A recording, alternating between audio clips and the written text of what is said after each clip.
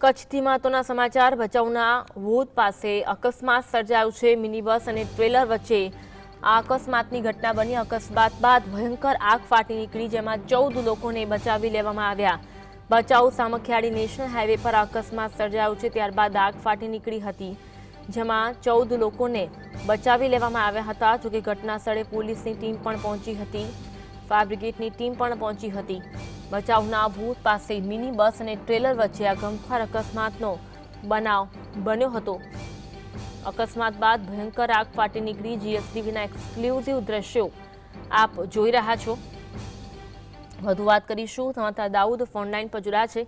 દાઉદ, અકસ્માતની ઘટના, ત્યારબાદ આગની ઘટના, વિગત જણાવશો। પાસે સર્જાયેલો અકસ્માત છે, જેમાં મિની બસ અને ટ્રેલર વચ્ચે અકસ્માત સર્જાયો હતો। અકસ્માત બાદ ભયંકર આગ ફાટી નીકળી હતી।